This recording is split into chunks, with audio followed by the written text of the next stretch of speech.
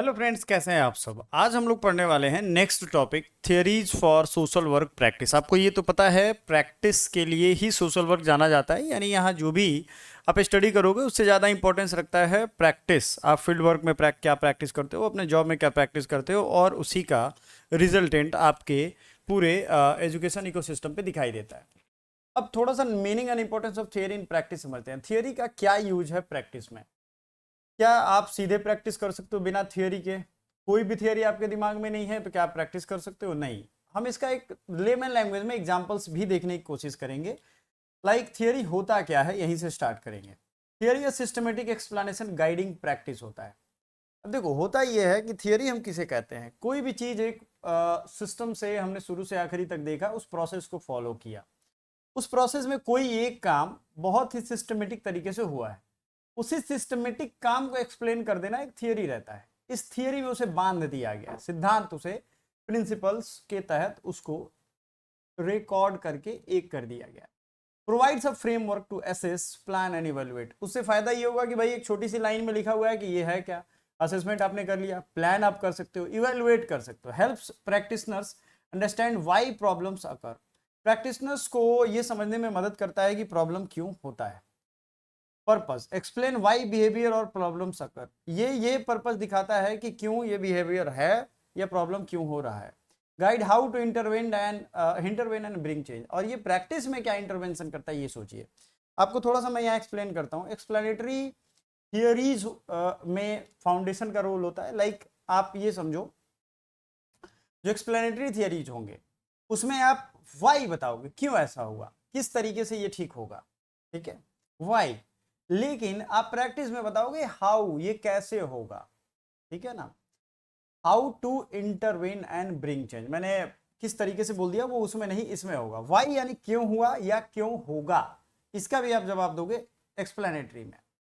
अब ओरिजिन में देखोगे ये साइकोलॉजी, सोशियोलॉजी एंड बायोलॉजी से आएगा। अब इसकी ओरिजिन कैसे आप फाइंड आउट करते हैं, जैसे किसी एक इलाके में रेबीज या कुत्ते के काटने से लोगों को कुछ दिक्कतें आने लगी, तो आप वहां देखोगे बायोलॉजिकली। जैसे अभी कुछ दिन पहले बीएचयू के एक प्रोफेसर श्रद्धा सिंह है, उनके कुत्ते से काटने को एक नर्सिंग की मतलब बेटे थे नर्सिंग असिस्टेंट के, तो सीनियर नर्सिंग असिस्टेंट के बेटे को काट लिया उसने, और वो चीज़ें हो गई। अब आप इस चीज़ को अगर आप थियरीज के तौर पे देखोगे तो साइकोलॉजी, सोशियोलॉजी एंड बायोलॉजी, ये सारी चीज़ें आप यहाँ एक्सप्लेनेटरी थियरीज के अंतर्गत समझने की कोशिश करो, क्यों हुआ ऐसा। दूसरा होगा practice intervention theories, developed specifically for social work intervention. ये स्पेसिफाई तरीके से अगर हम देखें तो सोशल वर्क इंटरवेंशन के लिए यूज होगा, ठीक है ना, या यूज हुआ है पहले से भी। प्रैक्टिस आप करते हो किसी ना किसी इंटरवेंशन के तहत ही करते हो। किसी व्यक्ति को ऑपरेशन करना है, उसके उस बीमारी का इंटरवेंशन करना है, तभी वो ऑपरेशन करवाने जा रहा है। एग्जाम्पल क्या होगा, साइको एनालिटिक थियरी, ये यहाँ पे देखिए। सिस्टम थियरी, ठीक है ना, एक्सप्लेनेटरी में सिस्टम थियरी आगे आएगा, अब घबराइए मत। साइको एनालिटिक थियरी भी आएगा, और प्रैक्टिस में task centred practice, crisis intervention model या थियरी, ये सब आने वाले हैं। आपको ये आंसर करना है। A theory that primarily explains why a client's problem exists, often borrowed from psychology or sociology. The best is classified as practice theory, intervention theory, explanatory, and method. What is the right answer? Which of the following is not a core purpose of theory in social work practice? Guiding assessment, replacing professional judgment entirely, informing intervention planning, supporting evaluation of outcomes. इसको देखिए,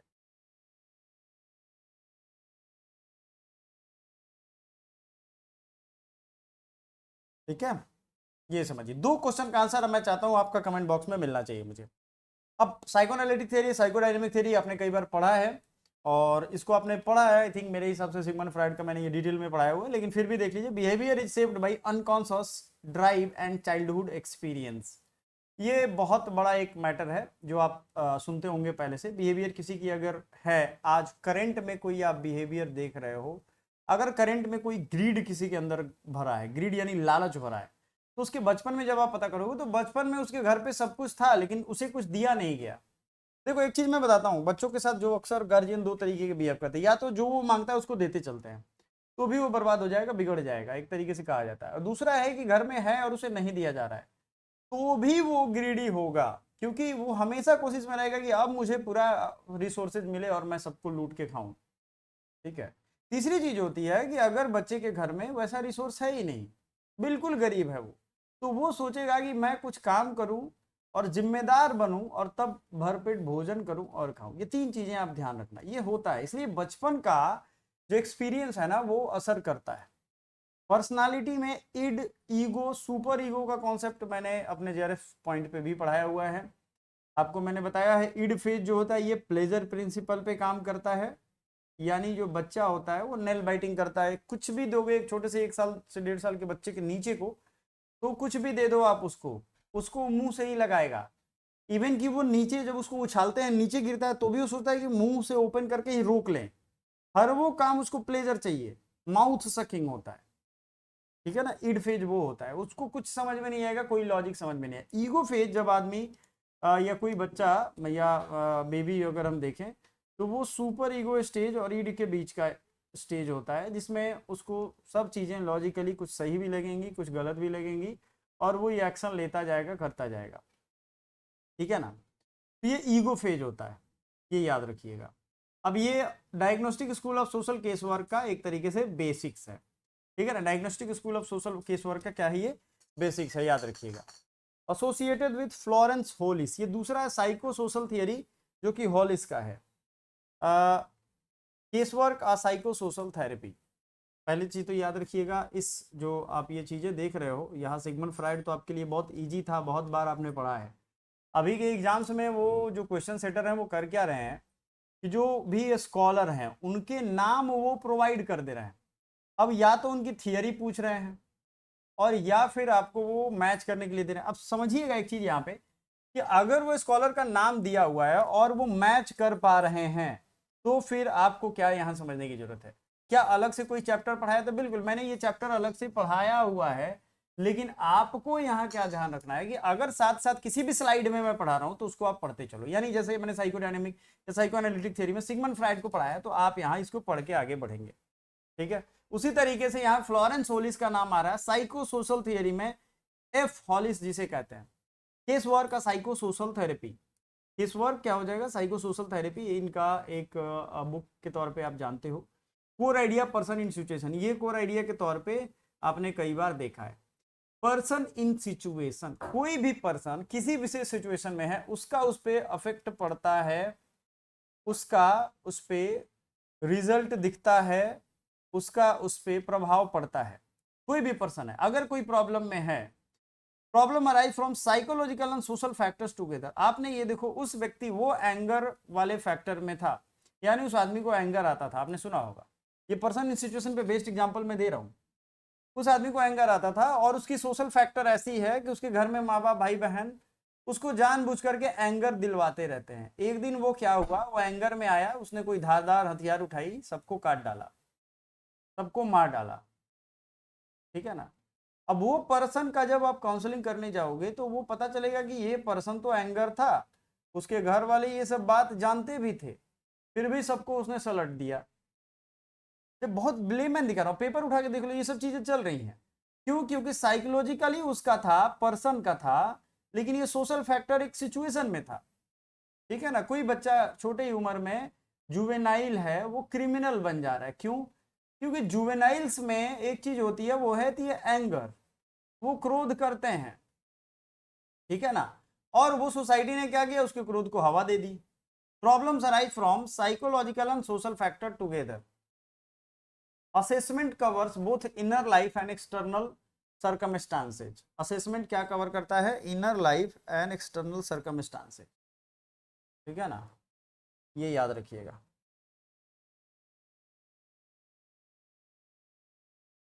psycho social theory का यही मतलब है, Hollies is the right answer यहाँ पे अगर आपसे पूछा जाए तो। और बेसिकली कोर आइडिया में यहाँ याद रखिएगा, पर्सन इन सिचुएशन मॉडल या पर्सन इन सिचुएशन किससे रिलेटेड है, कई बार इससे एग्जाम में पूछा जाएगा, तब आपको ये याद आएगा। बिहेवियरल थेरेपी, हालांकि बिहेवियर थेरेपी के Ivan Pavlov, BF Skinner and इसमें बहुत सारे आएंगे, अल्बर्ट बांडुरा, बहुत सारी सोशल लर्निंग थियरीज आएंगी, लेकिन ये पावलोव और स्किनर का सबसे ज्यादा फेमस है, डॉग कैट आपने सुना होगा चूहा का एक्सपेरिमेंट, कैट का एक्सपेरिमेंट, ये बिहेवियरल थेरेपी के पार्ट है। ये लर्निंग थियरी में आता है, इवान पैवलोव और Skinner. Behaviour is learned through reinforcement and conditioning. ये आप याद रखना। बिहेवियर कैसे सीखते हो आप? रीइंफोर्समेंट एंड कंडीशनिंग के थ्रू सीखते हो। बिहेवियर कैसे सीख रहे हो आप? बिहेवियर ऐसे सीख रहे हो आप, आपको कोई भी बिहेवियर, जैसे आपने चॉकलेट खाया, आपको एक थप्पड़ लगा दिया किसी ने, तो आप सामने तो चॉकलेट नहीं खाओगे, ठीक है ना, अक्सर ये होगा ना, आप सामने तो वो चॉकलेट नहीं खाने वाले हो। लेकिन ऐसा हुआ कि आपको आपने चॉकलेट, किसी ने खाया और आपको बहुत अच्छे से पुचकारा उसने कि चलो बहुत अच्छा काम किया। तो यहाँ याद रखना, किसी मामले में अगर हम उसे, किसी भी बच्चे को कोई आदत छुड़वाना है तो क्या करते हैं, उसको पनिश कर देते हैं, और किसी को कोई आदत पकड़ाना है तो उसको पुचकार देते हैं। यही कंडीशनिंग जो है, इसको इस पे ये बेस्ड है, ये अलग से हम लोग एक चैप्टर में पढ़ेंगे। अब ये focus on observable behaviour not on the unconscious. ये अनकॉन्शियस चीजों पे बात ही नहीं करता है, जो ऑब्जर्व किया जा सकता है बिहेवियर। यानी ये बेसिकली ये जो थियरीज थे बिहेवियरल थियरी, ये बिहेवियर को सुधारने में काम आएंगे। ये ज्यादा फोकस नहीं करता है कि पीछे क्या हुआ था, ठीक है, पीछे वाली हिस्ट्री हमने रिकॉर्ड कर ली, जान ली, अब उसको ऐसा कंडीशन वो कर देंगे कि आप उस कंडीशनिंग के बाद आप उस चीज को जान जाओगे, ठीक हो जाएगा, वो आपको सही लगेगा। Focus on observable behaviour not the unconscious. Clear है ये चीज? अब इसमें टेक्निक क्या होता है? मॉडलिंग। मॉडलिंग कई तरीके से होगा। मॉडलिंग जैसे आप किसी एक मॉडल को, मान लो आप जीवन में जो बनना चाहते हो, जैसे कोई कहता है डॉक्टर शशि थरूर जैसा मैं बनना चाहता हूँ, उनके जैसा विद्वान, उनके जैसा ओरेटर पार एक्सीलेंस, या एमपी, ठीक है ना, तो वो मॉडलिंग आप यहाँ यूज करोगे। बिहेवियर मॉडिफिकेशन में इसका यूज होगा, रीइंफोर्समेंट में कई बार ये यूज होता है। Cognitive behavioural therapy, what is cognitive, CBT, ये आप याद रखना, ये behavioural therapy plus cognitive theory, यानी बेक एंड इलिस बेसिकली से रिलेटेड है। Edward Beck and I think Ellis का भी कुछ नाम पहले आता है, इन दोनों का इसमें बहुत बड़ा योगदान है। तो इसलिए मैं कह रहा हूं कि जो भी ये थियरीज मैंने दे रखी हैं उनको मैं एक्सप्लेन तो कर रहा हूं, शॉर्ट नोट्स आपके सामने है, सामने यहाँ, लेकिन अगर आप इसको अच्छे से पढ़ रहे हो, जैसे हम पेड बैचेज में ये जितनी भी थियरीज हैं इन सब पे एक एक क्लास या एक एक स्लाइड आपको प्रोवाइड करेंगे। जैसे एक क्लास लिया हमने, उसमें लर्निंग की सारी थियरी पढ़ा दी, तो अगर पेड क्लासेज आप ज्वाइन कर रहे हो तो हमारे इस व्हाट्सएप नंबर से आप हमें कांटेक्ट कर सकते हो, कॉल या मैसेज कर सकते हो, आपको वो सारी चीजें हम प्रोवाइड कर देंगे, बता देंगे। वैसे यूनिट 1 हम कंप्लीट आपको यूट्यूब पे फ्री में पढ़ा रहे हैं, टेंशन ना लो आप। आपने डिमांड किया तो और भी यूनिट पढ़ाएंगे, पर यूनिट 1 हमारा एक अलग प्लेलिस्ट में आपको दिख जाएगा। तो बिहेवियरल थेरेपी में, अच्छा, आप में से बहुत सारे लोग होंगे शायद उनको सिलेबस का अभी पता नहीं होगा कितनी सिलेबस कंप्लीट हुई है। मैं जरा आपको एक बार दिखा देता हूँ सिलेबस, अगर आप लोग नहीं देख रहे हो तो। हम लोग अभी कहाँ पे पढ़ रहे हैं, यूनिट 1 का ये सिलेबस है, theories of for social work practice. इसके बाद दो ही हमारे सब मॉडल बचे हुए हैं, changing context of social work practice and social work practice in various setting. Social work की प्रैक्टिस कौन कौन से सेटिंग में किस तरीके से हो रही है, वहां पे कौन से लॉज बाय लॉज को रिइंफोर्स करवाया जा रहा है, क्या क्या वहां सेवाएं, ये सब टाइप की चीजें। तो ये बहुत बड़ा तो बात है नहीं, इमर्जिंग पर्सपेक्टिव से वगैरह हम लोग आने वाले टाइम में पढ़ेंगे और आप सभी को भी इसका लाभ मिलेगा, ठीक है। कॉग्निटिव बिहेवियरल थेरेपी में thoughts influence feeling and behaviour. Suppose that मैं आपको एक एग्जांपल देता हूं, आप किसी दिन सुबह जगते हो और आपके दिमाग में बहुत निगेटिव थॉट्स आते हैं। निगेटिव थॉट्स क्या करते हैं, आपके फीलिंग को प्रभावित करते हैं। थॉट्स आर द थिंग्स, ये कहा जाता है वेस्टर्न फिलॉसफी में, थॉट्स बहुत मैटर करते हैं। ये थॉट्स ये इंड्यूस करता है आपके फीलिंग को, यानी आपके थॉट में आ गया कि आज मुझे डर लग रहा है, तो आपका फीलिंग भी डरावना हो जाएगा, और जब आप बाइक चलाओगे तो आप डर डर के चलाओगे और आपका एक्सीडेंट हो सकता है। आप कहते हो ना, यार मुझे ऐसा लग रहा है ना, मेरे दिमाग में आ रहा है कि आज का दिन खराब है, आज मत जाओ, और उसी दिन एक्सीडेंट हो जाता है। क्यों? क्योंकि आपने थॉट जो आ रही थी, आपने देखो 50,000 से 80,000 थॉट हमारे दिमाग में दिन भर में आता है। और ये थॉट आपको एक और रिसर्च मैं बता देता हूँ, ये मैंने नहीं करा, बहुत हजारों लोगों पे ये रिसर्च हुआ है। इतने सारे थॉट, 50 से 80,000 के थॉट ये जो आ रहे हैं, ये थॉट सिर्फ तीन चीजों के बारे में होते हैं, हेल्थ, कैरियर या वेल्थ, समझ लो कैरियर या वेल्थ, मनी भी आप कह सकते हो, ठीक है ना, कैरियर वेल्थ मनी, या रिलेशनशिप। जितने भी आपके थॉट हैं ये तीन चीज़ों के बारे में ही होता है। ये रिसर्च, साइंटिफिक रिसर्च हुए हैं बहुत बड़े लेवल पे और ये चीज़ें हुई हैं। तो थॉट्स का बहुत बड़ा योगदान है। किसी दिन आप सुबह जगते हो, जैसे ही पाँव नीचे रखते हो आप अपने, आपको लग जाती है चोट, धप से आपको पैर में लगती है चोट, और वो जो क्या होता है, आपका थॉट आता है कि यार आज का दिन तो बड़ा खराब है। तो आप देखना उसके बाद के एक्शंस जो होंगे वो फीलिंग पे डिपेंड करता है। यानी आपने तो फीलिंग में ला दिया कि अरे नहीं आज ठीक नहीं है, तो अब आप पानी पीने जाओगे पानी गिर जाएगा, कॉफी पीने जाओगे कॉफी गिर जाएगा, कॉफी ठंडी मिलेगी, फिर आपका बिहेवियर खराब होना शुरू हो जाएगा। तो थॉट्स एंड थिंग्स, इसीलिए कॉग्निटिव बिहेवियर थेरेपी दिया जाता है कि अपने थॉट्स पे काम करिए। आप थेरेपी जो होगी आपको अपने थॉट्स पे, क्यों कहा जाता है कि मेडिटेशन करिए, अपने थॉट्स को, एक ही थॉट को पकड़िए और 10 मिनट सोचिए। जब एक व्यक्ति, क्योंकि 80,000 थॉट आ रहे हैं आपके दिमाग में रोज, उसमें से सिर्फ एक थॉट को उसने पकड़ा और उसको 10 मिनट तक सोचा, सोचो ये कितनी बड़ी बात हो गई। उस 10 मिनट में हो सकता था उसके पास कम से कम अगर आए तो 100 थॉट आए, और सिर्फ उसने एक थॉट सोचा, एक थॉट आंख बंद करके बैठा रहा। शुरुआत के दिनों में आप ये कर सकते हो, ये बड़ी बात है। दिमाग को सुपर ब्रेन लेवल पे ले जाने का ये सब टेक्निक है, ठीक है ना। फोकस ऑन आइडेंटिफाइंग, तो आप क्या कर रही है, आपने आइडेंटिफाई किया। जैसे एक पोर्नोग्राफी का मैं एग्जांपल देता हूं, आपके दिमाग में पॉर्न की कोई सीन या कोई वीडियो या कुछ भी ऑडियो आपके दिमाग में आ रहा है, जनरली आप सभी लोग एडल्ट हो, तो ये क्या होता है कि आपके दिमाग में ये स्टक्ड है, वो थॉट की वजह से आपकी लाइफस्टाइल, बिहेवियर, फीलिंग ये प्रभावित हो रहा है, ठीक है ना। या किसी वायलेंस का कोई मूवी आपने देखी, वो दिमाग में अटका हुआ है, थॉट को उसने घेर रखा है, आपने उस फोकस को आइडेंटिफाई किया। और बहुत सारे टेक्निक है जो डिलीट कर सकते हो आप उससे मुक्त हो सकते हो, आप उस डिस्टॉर्टिंग थिंकिंग को चेंज कर दीजिए। जैसे कोई भी निगेटिव थॉट आए ना, आपको मैं एक टेक्निक देता हूं, इमीडिएटली उसको डिलीट करो, और उसकी जगह पे, क्योंकि ये डिलीट तुरंत होगा नहीं, आप तुरंत पॉजिटिव थॉट, जैसे लगा कि यार छी छी कितना वायलेंस था उसमें, अरे क्या बात है मस्त फ्लावर निकले हुए हैं, क्या जबरदस्त भगवान का रूप देखिए। तो ये चीजें होती हैं, पॉजिटिव रीइंफोर्समेंट यहां आप करोगे। वाइडली यूज होता है structured and evidence based approach होता है, ये बहुत जगह यूज होता है। इसकी तो खैर आप जानते हो। चलो दूसरा क्वेश्चन मैं दे रहा हूं क्विक चेक में। Florence Hollis psychosocial therapy is build around which core concept, person in situation, unconditional, positive regard, reinforcement, empowerment. चार ऑप्शंस हैं। Which theory focuses specially on, specifically on identifying and changing distorted thinking patterns to influence emotions and behavior। ये भी है। तो अब ये दो question उधर भी मैंने दिए थे, दूसरा क्वेश्चन ये है, दो दो चार क्वेश्चन हो गए आपके। इसका आंसर करिएगा, मैं कमेंट बॉक्स में चेक करता हूं और आपको पिन करता हूं, ये याद रखिएगा। अब आते हैं सिस्टम थियरी, बहुत ही ज्यादा इंपॉर्टेंट है ये सिस्टम थियरी। सिस्टम का क्या मतलब होता है, सिस्टम कैसे काम करता है। अब एक टायर का सिस्टम आप ले लो, उसमें अलग अलग ऐसे जुड़े होते हैं सब कुछ, और ये टायर गोल गोल चला दी, ये सब के जुड़ने से यहाँ ये सब गोल गोल घूम रहा है, सिस्टम बना हुआ है। इसको दिया था बर्ट्राल्फी ने, originated with Ludwig von Bertalanffy, आप पढ़ सकते हो Bertalanffy, applied to social work by Pincus और मिनहान। तो दो चीजें याद रखना, सिस्टम थियरी से पिनकस और मिनहान भी जुड़े हुए हैं, मल्टीपल टाइम पूछा गया है।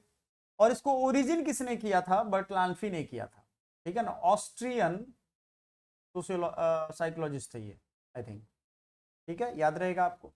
अब देखो यहाँ क्या होता है कि हम एक क्लाइंट को, किसी भी क्लाइंट को, मान लीजिए कोई पर्सन है, उस पर्सन को एक सिस्टम का पार्ट मांगते हैं, कि वो सिस्टम, यानी उस सिस्टम, समाज में अलग अलग उसके ब्रांचेज हो सकते हैं, उसे वो इंटरैक्ट करता है। एक आदमी सुबह जगता है तो वो घर में जगता है, फिर उसके बाद वो बाहर निकलता है, तो उसकी इंटरेक्शन कहाँ से स्टार्ट हो गया, घर के एनवायरनमेंट, फिर बाहर के एनवायरनमेंट, फिर उठता है, ब्रश करता है, फ्रेश होता है, तो फिर उस एनवायरनमेंट में गया, फिर अपने दोस्तों से फोन पे बातें करेगा या वीडियोस देखेगा। अब देखो ये जो ऑनलाइन मटेरियल जो आप यूज करते हो सुबह, मेरे हिसाब से तो सुबह 7, 8, 10 बजे तक देखना ही नहीं चाहिए मोबाइल, क्योंकि आपके दिन को अपने हिसाब से मॉडलिंग कर दे रहा है।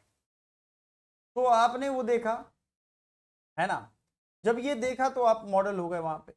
तो क्लाइंट का जो खुद का सिस्टम है वो इंटीग्रेटेड है इन सब चीजों से। अब एक आदमी जगह, वो सुबह पहाड़ों पे जगह, उसके पास मोबाइल नहीं है, तो उसकी वो सिचुएशन है, वो सिस्टम्स में वो डेवलप हो रहा है। इसमें माइक्रो सिस्टम, यानी कि हम इंडिविजुअल लेवल पे जब अपने लेवल को देखते हैं, माइक्रो होगा, मेजो यानी ग्रुप्स या फैमिली, और मैक्रो यानी कम्युनिटी लेवल, ठीक है। यहां सीधा मतलब है एक पार्ट में कोई सिस्टम में 10 लोग हैं या 10 चीज़ें हैं या 6 चीज़ें हैं, बीच में आदमी है और इन सबसे जुड़ा हुआ है,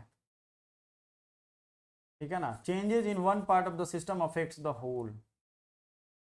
इकोलॉजिकल पर्सपेक्टिव, लाइफ मॉडल इसे कहते हैं। Carl Germain and Alex Gitterman ये है, developed by Carel Germain and Alex Gitterman, ये याद रखिएगा। Focus on transactions between people and their environment. Transactions का मतलब यहां समझिएगा बातचीत, इंटरैक्शंस, लेन देन, आदान प्रदान।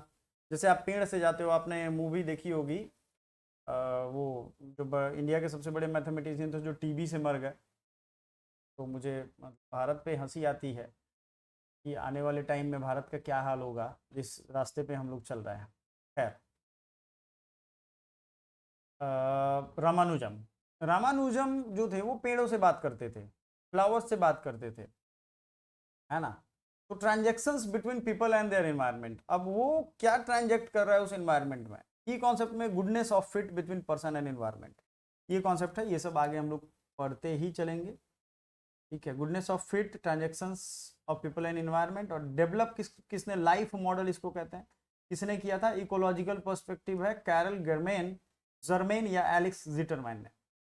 अब ये कहाँ कहाँ काम होता है, stress adaptation, life transitions, environmental stressors, यहाँ पे आप इसको सुनते हो, ठीक है। कॉन्सेप्ट तो आपने समझ लिया, गुडनेस ऑफ फिट। यूज कहाँ कहाँ कर सकते हो, स्ट्रेस को एडेप्टेशन में, लाइक कहीं पे आप गए हो, कोई स्ट्रेसफुल सिचुएशन है, बट दो चीज़ें होती है, या तो स्ट्रेस को आप खत्म कर देते हो या उस पर काबू पा लेते हो, करते हो ना। तो स्ट्रेस को एडेप्ट कर लिया आपने। मान लो आप नए स्कूल में गए हो, वहाँ पे बड़ा वो उस तरीके का बोर्डिंग स्कूल है, वहाँ आप चाह के भी 10 बजे जगह नहीं रह सकते हो गया, तो क्या हो गया, अडेप्ट हो गया। लाइफ ट्रांजिशंस, मान लो आप अभी कॉलेज के एक तरफ आप अपने इशारों पे ज़िंदगी को नचाते थे, कॉलेज के बाद प्लेसमेंट हो गई, शादी हो गई, अब ज़िंदगी आपको अपने इशारे पे नचा रही है। तो लाइफ ट्रांजिशंस में आप ये सारी चीज़ें सोचते हो। इन्वायरमेंटल स्ट्रेसस बहुत सारे हैं एसोसिएटेड विथ, ये है स्ट्रेंथ पर्सपेक्टिव। कौन कौन लोग एसोसिएटेड है देखिए इससे, डेनिस सलीबी, सलीबी पढ़ सकते हो आप, Saleebey, Dennis Saleebey shifts focus from deficit या pathology to strength and resources. अब ये होता क्या है कि किसी भी व्यक्ति को अगर आप सही ढंग से उसकी काउंसलिंग करेंगे या उनके पास समय बिताएंगे, तो जो 4 चीज़ें उस व्यक्ति के बारे में आपको पता चलेंगी कि उस व्यक्ति को इमीडिएटली कुछ चीज़ों की बड़ी कमी है, इस वजह से वो आदमी जो है परेशान है, ठीक है। ये चीज़ें आपको पता चलेंगी ऑटोमेटिकली। तो आपने क्या किया, उस व्यक्ति का काउंसलिंग आपने शुरू कर दिया,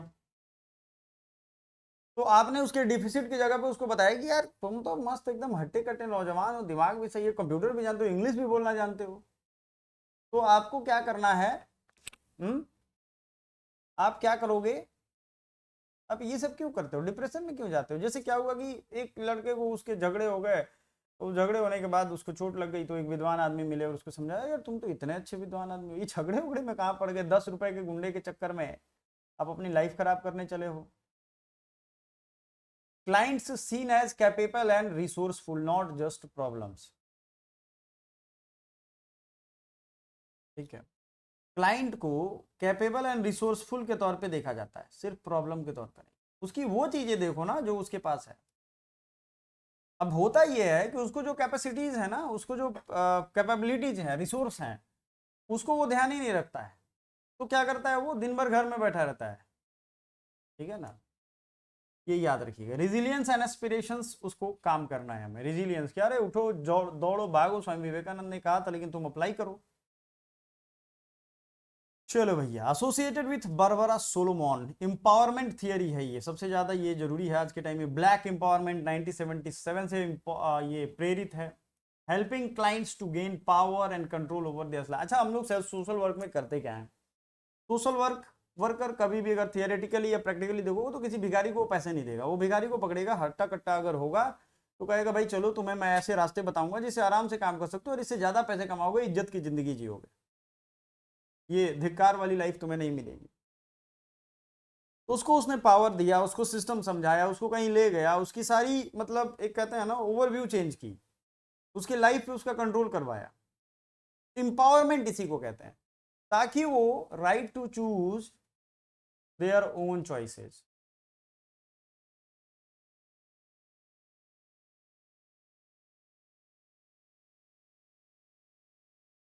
क्लियर है ये चीज? Work at individual, interpersonal and structural level पे वो काम करते हैं। अब यहाँ पे एमसीक्यू राउंड 3 है, the concept of goodness of fit between person and their environment is central to which theory. अब बताइए, ये तो मैंने बड़े अच्छे से बताया। फिर से दो चीजें, मैंने 6 क्वेश्चन अभी तक करवाया, बारबरा सोलोमन के वर्क के लिए रिलेटेड है। तो सिस्टम थियरी क्या होगा गुडनेस ऑफ फिट में, या इकोलॉजिकल पर्सपेक्टिव, लाइफ मॉडल, या स्ट्रेंथ पर्सपेक्टिव, या empowerment theory. Barbara Solomon work is most closely associated with which social work theory? Crisis intervention, task centred practice, empowerment theory,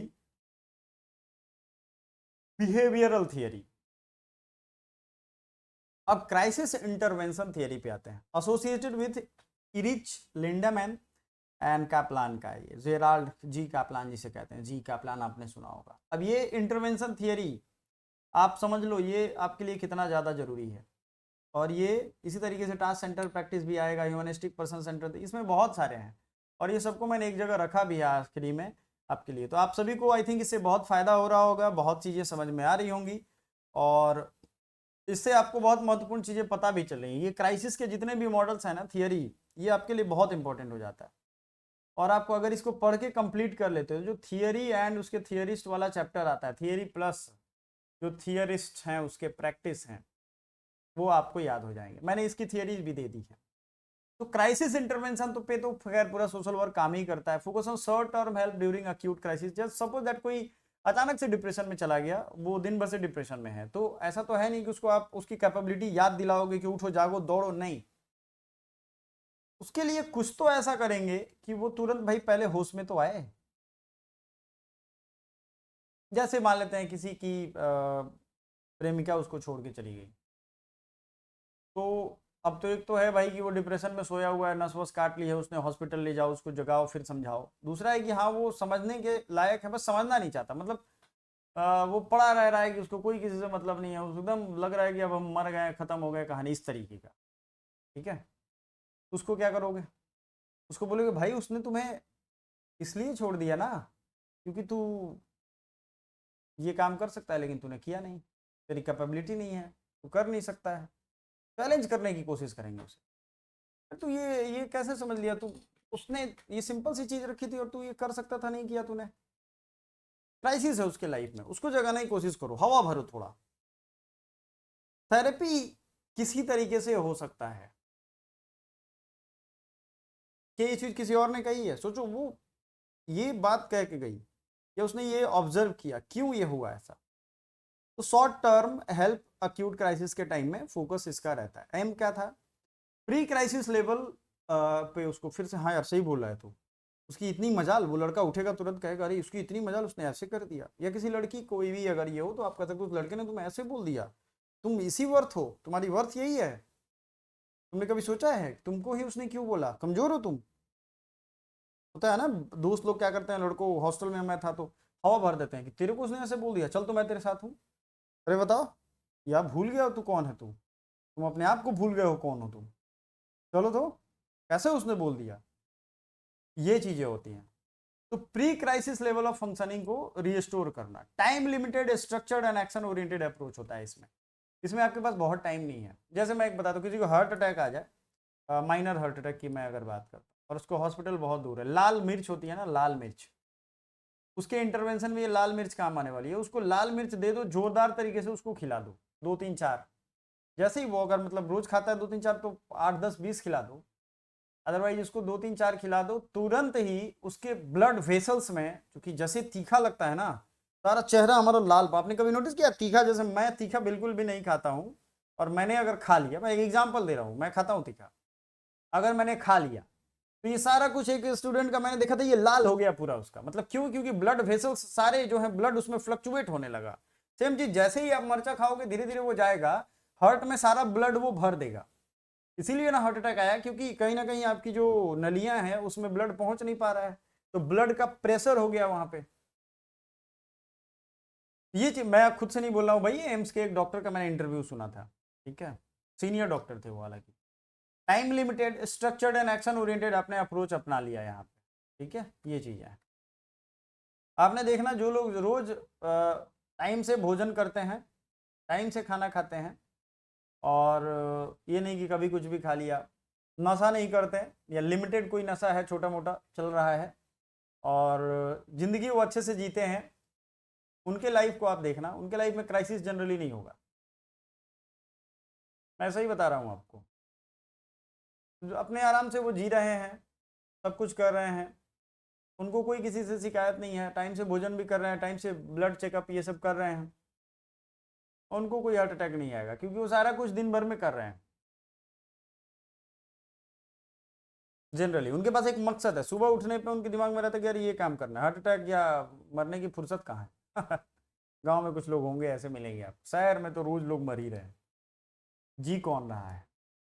developed by William read and Laura Epstein, ये task centred practice याद रखना 1972 का model है। Short term structured गोल specific problem solving होता है, task centred होता है। कोई एक टास्क है, उस टास्क को पूरा करने के लिए जैसे नशे की लत छुड़वाना, प्रॉब्लम सॉल्विंग अप्रोच होता है। Client and worker jointly identify a specific achievable task, typically name time limited, ये होता है 8 से 12 सेशन में, जैसे कोई साइकोथेरेपी आप लेते हो तब।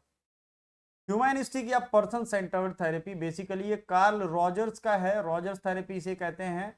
पर्सन सेंटर्ड थेरेपी ये किसी एक पर्सन को सेंटर में रख के, यानी empathy, unconditional positive regard, genuineness, इसके साथ जुड़ा हुआ है। Belief in clients inherent capacity for growth, ठीक है ना। आपको ये ध्यान देना होगा कि इस पर्सन को फोकस करके ये पर्सन में जो क्वालिटीज हैं उनको कैपेसिटी फॉर ग्रोथ दिखाना होगा, क्योंकि अल्टीमेटली तो डिसाइड वही करेगा। और क्लाइंट खुद इसमें हेल्पिंग प्रोसेस को लीड करता है, नॉन डायरेक्टिव होता है, आप इसमें कोई डायरेक्टिव नहीं दोगे, वो खुद चूज करता है। अब देखिए यहाँ पे मैंने सारा कुछ आपके सामने रख दिया है, थियरी है, की थिंकर्स हैं, कोर फोकस है। अगर आप यहाँ साइको एनालिटिक थियरी की बात करोगे, सिगमंड फ्रायड है, unconscious drive and early childhood का असर रहता है, ईडीगो सुपर ईगो का concept. Psycho social therapy Florence Hollis का, एफ हॉलिस जिसे कहते हैं person in situation. Person centred therapy and person in situation दोनों में अंतर है। रॉजर्स का है पर्सन सेंटर्ड थेरेपी।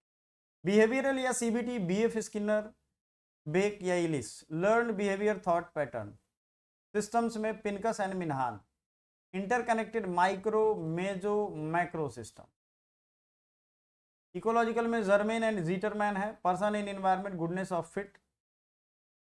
स्ट्रेंथ में Dennis Saleebey, client strength and resources. Empowerment में Barbara Solomon, power and control for oppressed groups, ये एम्पावरमेंट थ्योरी, ये अफ्रीका वाला कॉन्सेप्ट जो मैंने बताया था आपको। Crisis centre Lindemann and Caplan का है, short term stabilisation after crisis. Task centre Reid and Epstein, ठीक है ना। Time limited task based problem solving, person centred में Carl Rogers, sympathy, positive regard, self actualisation. अब क्विक रिवीजन में framework for assessment, intervention and evaluation. Freud में psycho analytic में Hollis psycho social, behavioural या CBT. System में ecological, strength, empowerment. Crisis intervention या task centre में short term structural models, Rogers में person centre, non directive, empathy based, ये सब चीजें आपको यहाँ मिलेंगी। मोस्ट इंपॉर्टेंट फॉर एग्जाम, ये हमने पहले से पढ़ाया हुआ है, अगर आप देखोगे जैसे फ्रायड का psycho analytic unconscious, id ego super ego, Hollis का psycho social, person in situation, Germain Gitterman ecological, जो कॉन्सेप्ट है goodness of fit, Germain and Gitterman का, गीटरमैन जो आप कह लो। सेलिबी का है स्ट्रेंथ पर्सपेक्टिव, ये आपको यहाँ मिलेगा। सोलोमॉन का empowerment theory, Reid and Epstein का task centre practice, short term structure, right, ये याद रखना। आज की ये क्लास खत्म होती है, आप सभी का बहुत बहुत धन्यवाद अगर आपने अभी तक कंटिन्यू हमें झेला है तो। और मिलते हैं नेक्स्ट वीडियो में, ये यूनिट जल्दी खत्म हो जाएगा, सिलेबस कंप्लीट करते रहिए, फिर प्रैक्टिस करेंगे, पढ़ेंगे, मॉक टेस्ट करेंगे, सारा कुछ करेंगे। Thank you so much.